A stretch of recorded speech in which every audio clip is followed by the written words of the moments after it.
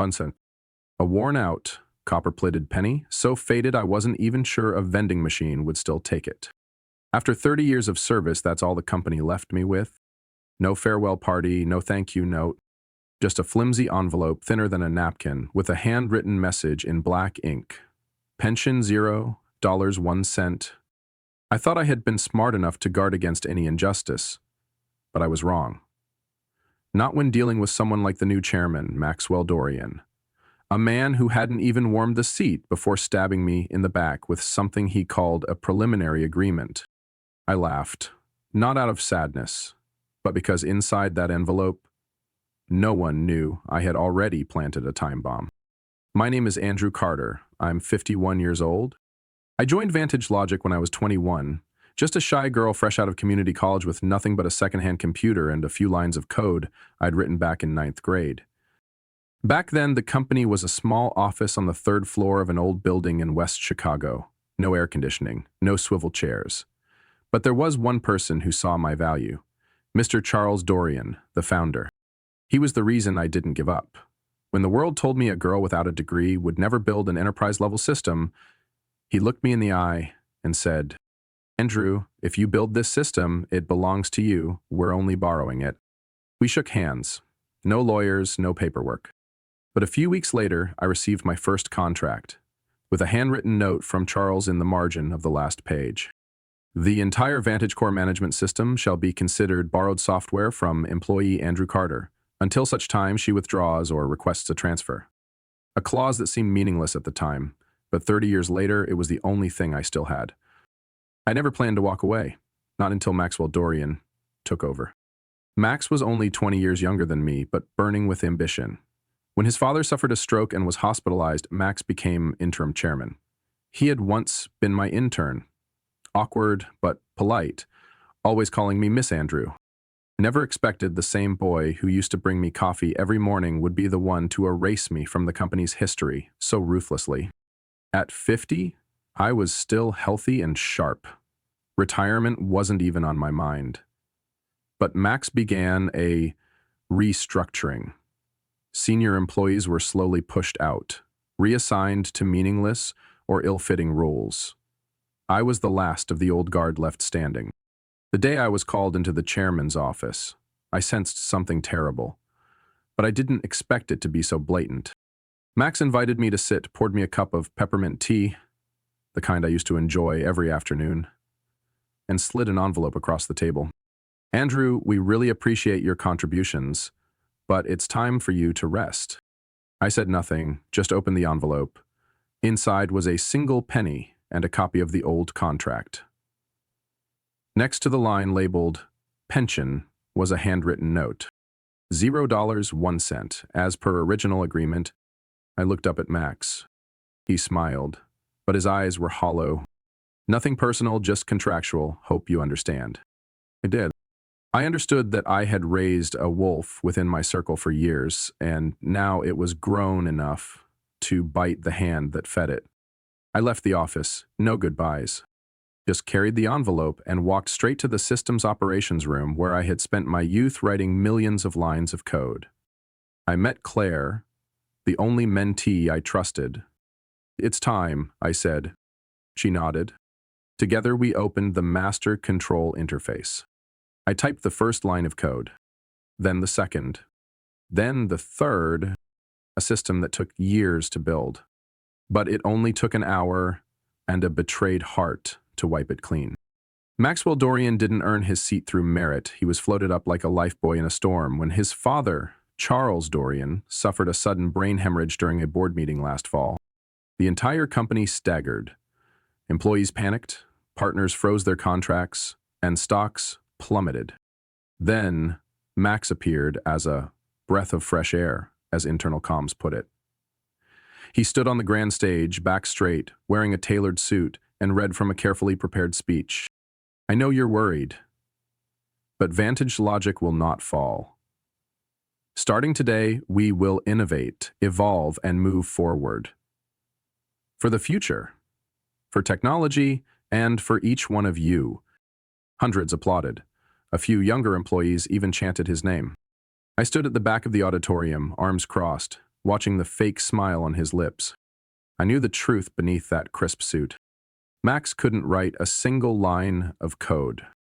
The only thing he excelled at was cutting. And he started doing exactly that the following week. First, Max laid off the customer service team, reason unnecessary now that we have AI chatbots. Then the old research division, deemed too slow for market trends. Next came accounting, outsourced to reduce operational costs. Every week, another meeting. Every meeting, a list of names, called up, never to return. When it was Maggie's turn, one of the most experienced engineers, the one who wrote the core of the Vantage Core payment system, I knew we were heading straight for the cliff. I ran into her in the elevator, eyes red, hands trembling as she held her box of personal items. Why you? You're the only one who understands the logic behind version 3.1. Maggie gave a sad smile.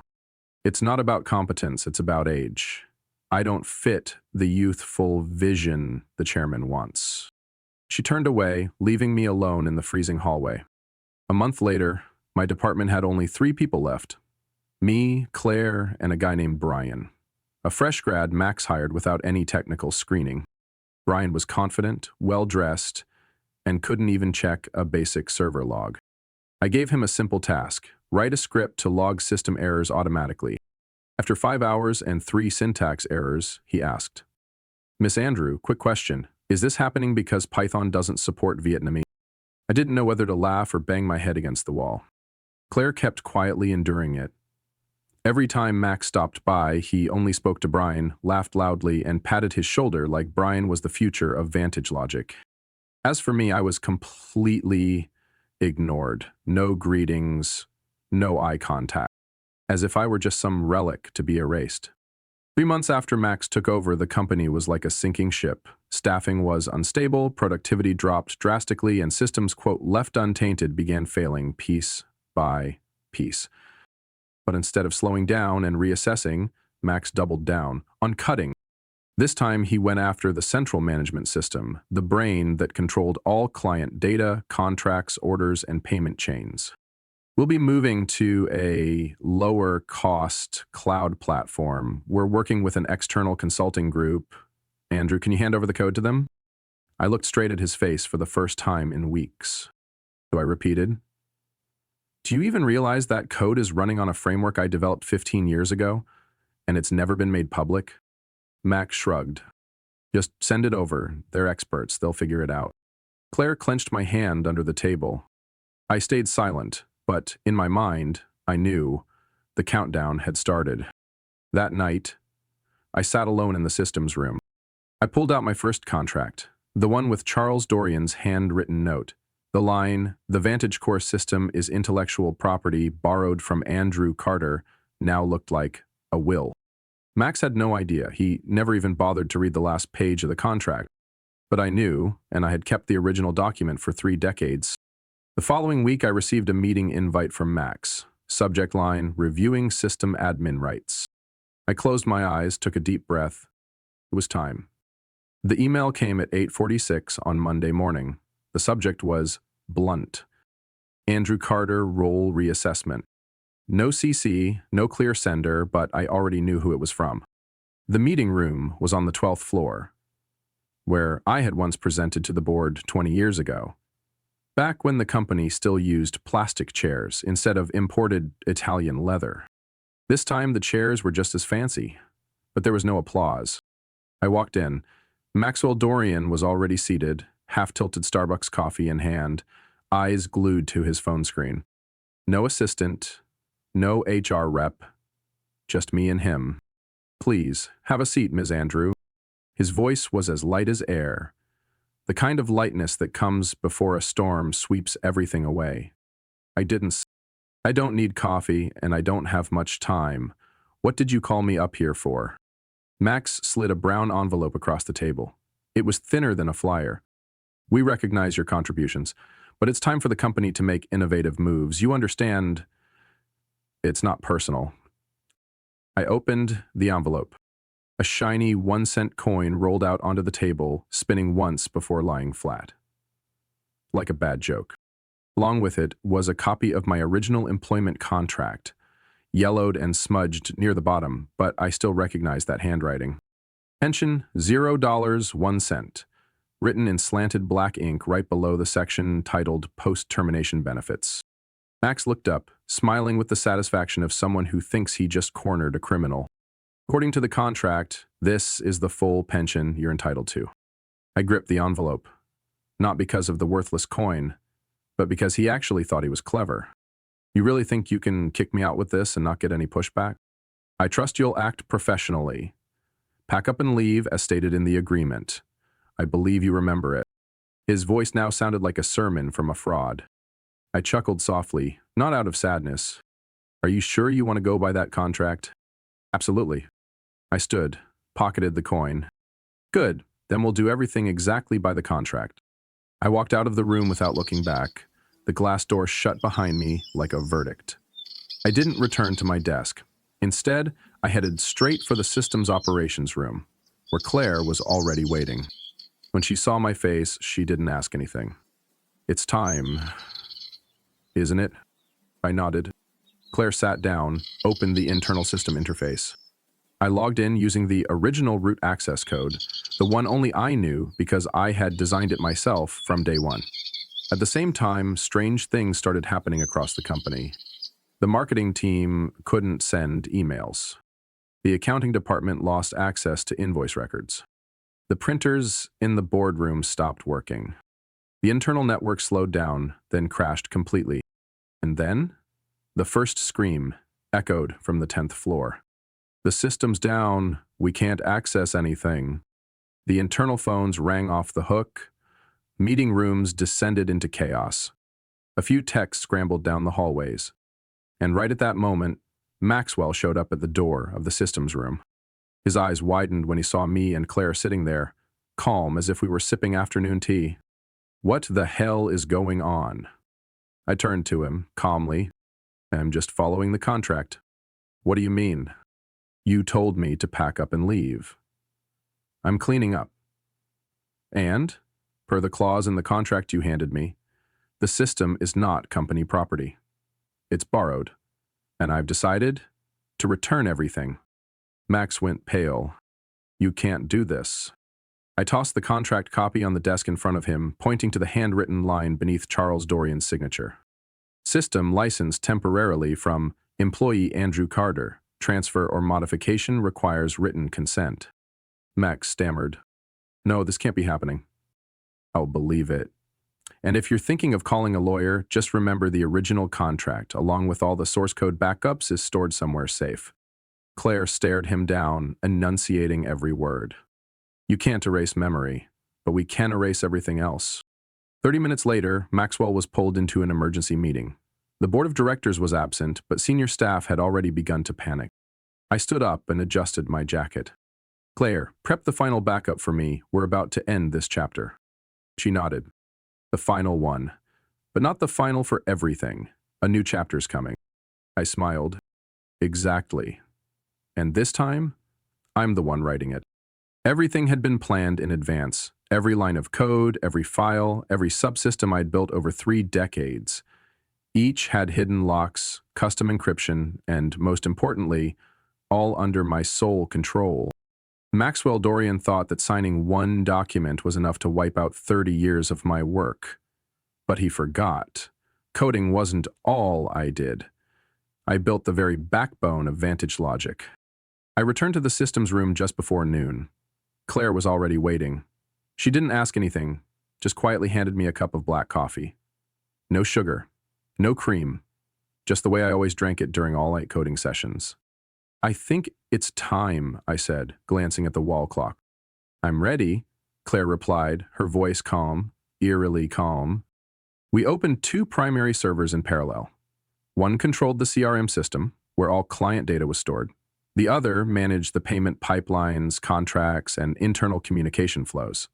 If these were lost, Vantage Logic would spend years and millions of dollars to recover. Entered the first command, a string of code only Charles Dorian and I ever knew. Claire entered the secondary confirmation key, the backup key I gave her 2 years ago when she proved that loyalty could be more valuable than talent. A soft peeing echoed, gentle but resonant like the activation of a spaceship's self-destruct system. "It's running," Claire whispered. "We're not deleting, we're reclaiming," I corrected her. The system wasn't destroyed. It was simply unplugged from this company. 10 minutes later, the legal department began to panic. Emails weren't sending, digital signatures failed. The bank flagged failed transactions. Servers stopped responding. The internet dropped completely offline. Maxwell burst in like a declawed beast. He stormed into the systems room, no knocking, no warning, drenched in sweat. "Andrew, what the hell is going on?" I stayed seated, calmly typing the final command line. "I'm just packing up my things, just like you asked. And per the clause, the entire system is a borrowed asset. I'm simply taking back what belongs to me. This isn't funny. You don't have the right." I cut him off, handing him the original contract, kept in my safe for 30 years. The handwriting from Charles was still legible. "All technical systems developed by Andrew Carter are loaned assets, subject to retrieval upon her departure from the company." Max stared, his face paling like someone having the air squeezed from his lungs. "I'll sue you." "You can try, but before you find a lawyer, maybe find a way to get your company running again." Claire stood, heading for the door. "Let's go. They don't need us anymore." I nodded, but didn't leave immediately. I turned back to the control console and inserted a USB into the final port. Inside was a full system backup, but it couldn't be opened without dual passwords, one held by me and one by Claire. Neither of us could unlock it alone. We weren't saboteurs. We were simply reclaiming justice in the only language executives like Max understand: loss. That afternoon, I sat at my usual cafe near the docks, watching the crowds pass by. Claire sat across from me, her laptop open, untouched. "Do you think they'll call back?" she asked. I smirked. "Absolutely, but the price won't be 1 cent anymore." Claire chuckled. "So, we've declared war?" "No, we just struck back." Sure enough, the next morning, my phone rang. "Internal company number." I answered. Maxwell's voice, raspy, trying to sound calm, but the desperation was clear. "Andrew, I know you're angry, but we need the system back. Whatever it takes. 100,000, no, $200,000. I'll wire it the moment you agree." I almost laughed. "You're trying to buy back something the company refused to protect. And you think 200 grand can make up for 30 years? Then, how much will it take?" I closed my eyes, leaned back, letting the morning breeze brush across my face. 1 million. Silence. Then he growled, "You're insane." "Maybe. But the only crazy person here is the one who paid 1 cent for an entire enterprise platform." I hung up. 8 o'clock in the morning. Inside Vantage Logic headquarters, once the operational core for over 200 employees, there was only chaos, tension, and the clatter of keyboards typing in vain. Every system was down. CRM wouldn't boot. Payment data was inaccessible. The internal network had vanished like it never existed. The whole company severed from its beating heart. The remaining IT staff, mostly new hires, sat slumped before green, blue screens like dead machines. Some tried Googling fixes on their phones, but it was useless. No documentation. Meet your helpers. No way out. In the emergency boardroom, Maxwell Dorian slammed the table again and again. His eyes were bloodshot from sleepless nights, his once tidy hair now a mess, his loosened tie slipping like the last threads of his authority. "How the hell can one person shut down an entire company? This is insane." The deputy director of human resources, a woman named Lisa, spoke up cautiously. "Chairman, we've reviewed all the documents. Mr. Andrews' contract does include a special clause regarding system ownership." Max clenched his fists. "She's just a washed-up engineer. There's no way she has this much leverage." A young technician, barely out of school, replied with a shaky voice. "Chairman, based on our preliminary analysis, no one else has the expertise to rebuild the system. All source code is locked behind triple-layer encryption that can't be cracked quickly." Silence. The kind that feels like standing on a minefield. Max suddenly stood up and rushed out of the room. He pulled out his phone and called me, for the second time in less than 24 hours. I answered without saying anything. His voice came through, no longer arrogant, but strained and desperate. Andrew, I know I was wrong, but the company's in crisis. How much do you want? 200,000? I'll transfer it right now. We need the system back. I took a sip of tea and let the silence linger before replying. I already told you, $1 million. That price is insane. No, what's insane is thinking you could fire me, pay me 1 cent, and then come crawling back expecting me to fix everything for the price of a Lexus. I paused, then said slowly, that system is my blood, my sleepless nights, and the sweat of 30 years. 1 million is cheap, Max. Max didn't respond right away. The silence stretched. I thought he might relent, but instead, you're ungrateful. I won't pay you another cent. Click, he hung up. I stared at the phone and exhaled quietly. Then turned to Claire, who sat beside me, her eyes still and quiet like a frozen lake. He refused. Claire wasn't surprised. She just nodded and opened her laptop to recheck all the backup files. I figured. They won't learn until it all crashes. I didn't answer. But I knew in my heart the crash was now inevitable. The next morning, multiple partners pulled out of contracts. A major client issued an SLA violation notice. The finance department couldn't complete payroll. 3 senior employees resigned. And TechPulse published a headline, Vantage Logic, when a tech company crumbles from failing to value its builder. Max was cornered. At 10 o'clock, I received an email from the old address of the honorary chairman, Charles Dorian, Max's father. He had partially recovered, enough to be aware of what had happened. The subject line was simple, we need to talk. I stepped into the 14th floor boardroom, the one reserved for only the most important meetings. Charles was already there. He looked thinner and frailer than before, but his eyes were still sharp like cut glass. Andrew, he said, his voice hoarse but firm, thank you for not destroying it. Can you help me recover what's left? I looked at him and slowly nodded. I can, but not for Maxwell. I understand. I placed the original contract on the table, along with the USB containing the source code.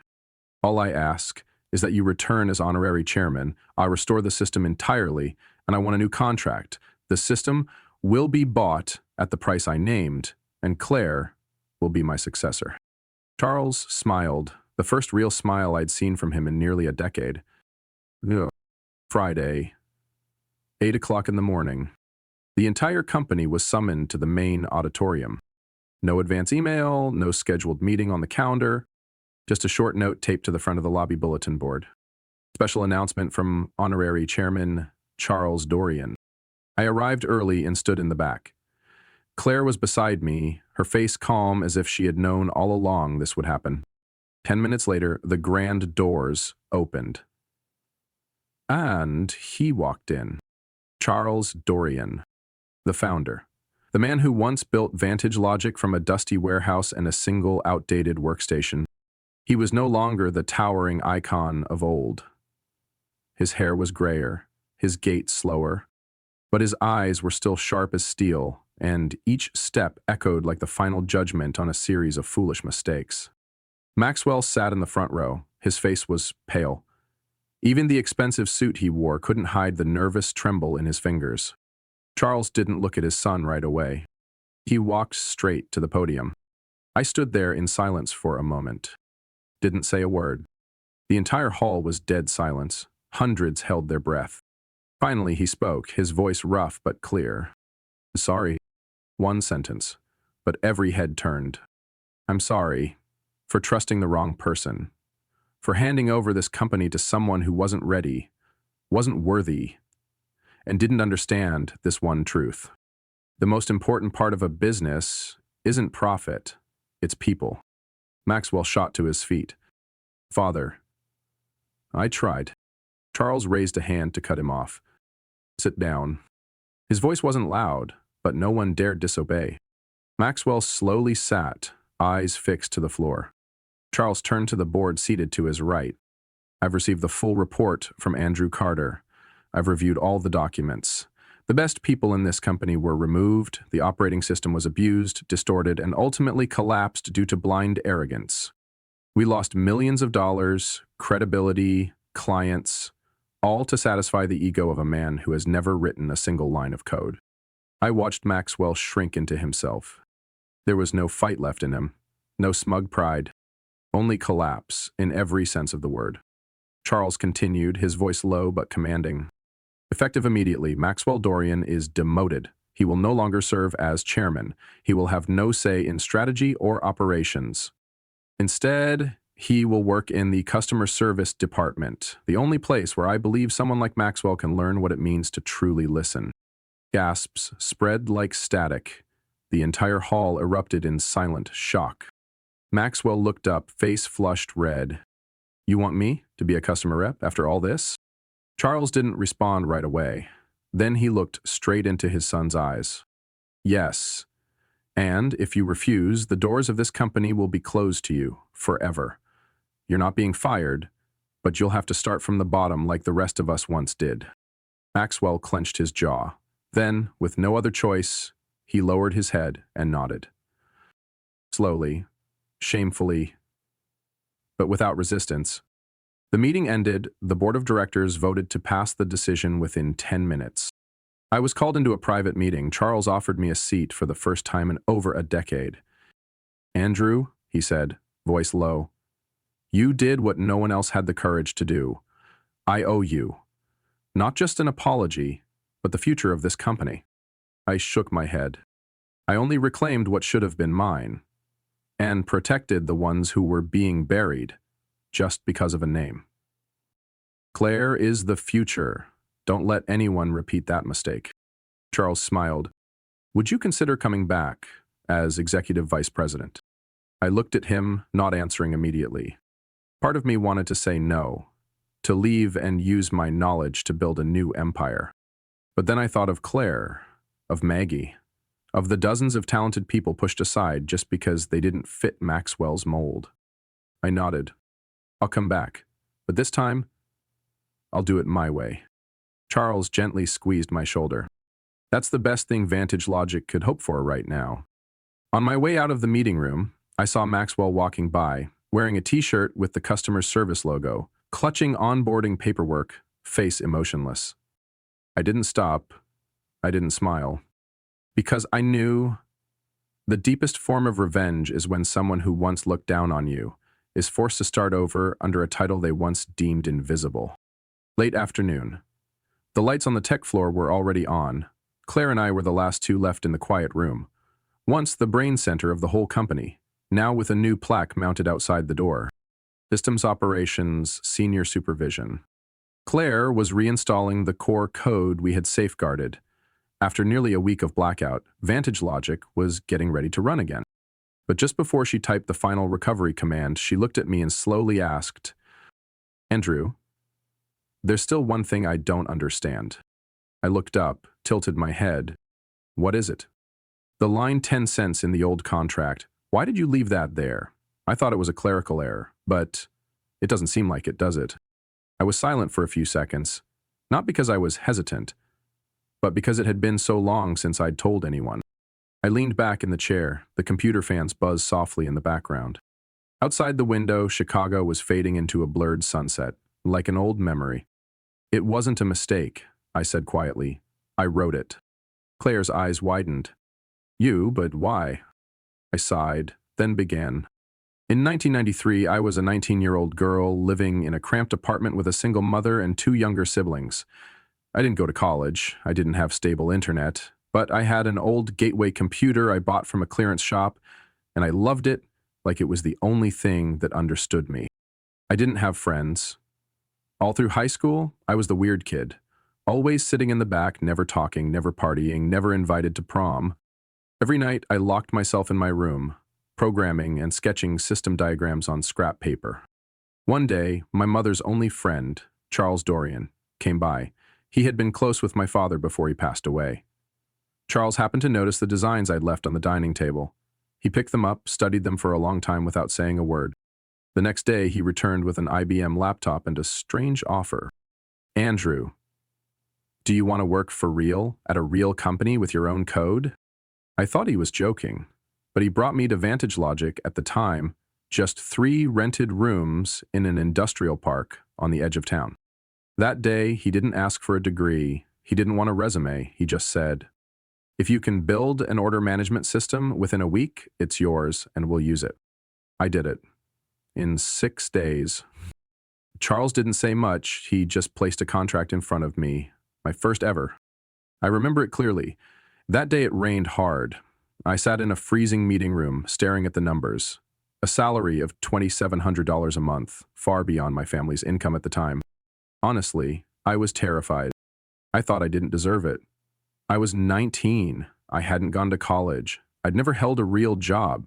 And this man was placing all his trust in me. My hand shook as I picked up the pen. Before signing, I opened the fountain pen cap and hand-wrote a line at the bottom of the pension section. Pension, $0.10. Claire held her breath. "You? Wrote that yourself?" I nodded. It was the only way I knew how to repay his trust back then. I felt like I shouldn't take any pension. I honestly thought I might not even make it to that age. Claire looked at me like she was seeing the real me for the first time. "But why didn't you change it later?" I gave a faint smile. I forgot. After a few years, I couldn't even remember what I had written. All I knew was that I had to work to prove myself. So I wouldn't let Mr. Charles down. I paused, my voice lowered. And then one day, Max used that very line as the reason to kick me out, like my gratitude had become a trap. Clara squeezed my hand. "You weren't wrong." They were. And I believe Mr. Charles never saw you as anything less. I looked at her. She was growing up, ready to inherit something I once thought was only temporary. I nodded, just slightly. "Thank you for asking." Claire smiled, then typed the final command. "It's time. Let's send this ship back into the ocean." The system lit up. The screen displayed. Manticore. Restored. Successfully. I looked at that line like I was staring back at the version of myself from 30 years ago. On Monday morning, I received an internal message from Charles Dorian. It was brief and direct, just like him. 15th floor, private meeting, no prior notice. The 15th floor was rarely visited. It was reserved for the chairman and high-level strategic meetings, a place I never imagined I would step into in any role other than system maintenance. When I walked in, Charles was already seated. Beside him were 2 board representatives and an empty chair with my name on it. I didn't ask, I just sat and waited. Charles looked at me with calm eyes, then said, "Andrew, I won't waste words. You saved this company from collapse. Not just through the system, but with courage and principles no one else dared to hold." I stayed silent, letting him continue. "The board has met. They unanimously agreed to appoint you as Executive Vice President, responsible for rebuilding our entire technical operations, training the next generation, and leading Vantage into a new era." No one said anything for a few seconds. I didn't blink. Claire often joked that I had low EQ and slow reactions, but this time I genuinely didn't know how to respond. Me, Andrew Carter, the person once dismissed as outdated and unworthy of staying, was now sitting closest to the company's highest seat of power. "Do I have the right to decline?" I asked, half joking, half serious. Charles chuckled softly. "Yes, but you'd miss the chance to reshape how this company should have been built from the start." I sat up straight and took a deep breath. "I accept, but on one condition." "Damn it. I want Claire to receive formal training to succeed me one day. She'll be the next in this seat when I step down." One of the board members looked to Charles, waiting for confirmation. Charles nodded immediately. "Agreed. Starting today, Claire will be officially named Senior Executive Assistant. You'll mentor her directly." I turned to him and smiled, truly smiled for the first time since I received that 1-cent coin. "Then let's begin." During my first week in the new role, I made sweeping changes. I dismantled the outdated hierarchical approval system, where updating a single line of code required 3 levels of clearance. I expanded access for the engineering team, allowing them to work directly with design instead of waiting for marketing's approval. I reorganized the HR department, requesting a full review of all employees dismissed under Maxwell's leadership. Many talented individuals once deemed unfit were invited back. Some declined, but others accepted. They returned, not for the company, but because they believed in me. Claire shadowed me every day, taking notes, asking questions, learning how to manage projects and assess risk. One afternoon, as we passed by the reception area where Maxwell was now standing answering phones with a sour expression, Claire turned to me and whispered, "Do you regret not removing him entirely?"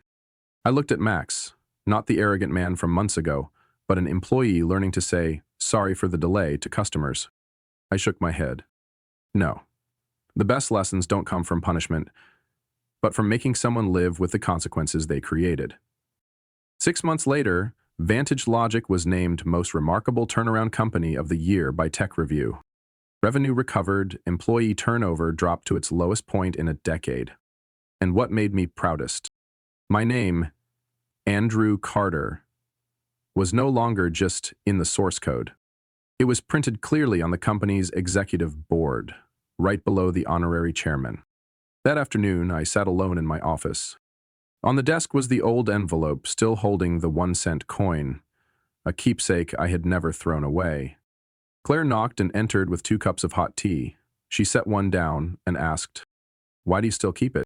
I picked up the coin, turning it over in my hand. To remind myself, sometimes gratitude doesn't need to be corrected, it just needs to be understood. She smiled. And to remind others, never to underestimate someone just because they're quiet. I nodded. Exactly.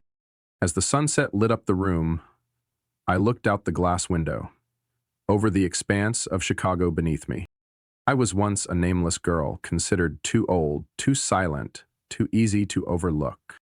But I was still here, still standing, still building something no one could steal, real value. Andrew Carter's story is proof that resilience, integrity, and belief in true value will always triumph, even when faced with suppression, dismissal, or betrayal. In a corporate world full of politics, Andrew not only upheld her principles but also resurrected an entire system with her talent and strength. She reminds us, not everyone loud is strong and not everyone quiet is weak. The ones to watch are those who rise at the right time in the right way, without losing themselves. What do you think of Andrew's decision? Should she forgive or continue holding her boundaries? Share your thoughts in the comments and don't forget to follow the channel for more powerful, emotional stories about family and justice.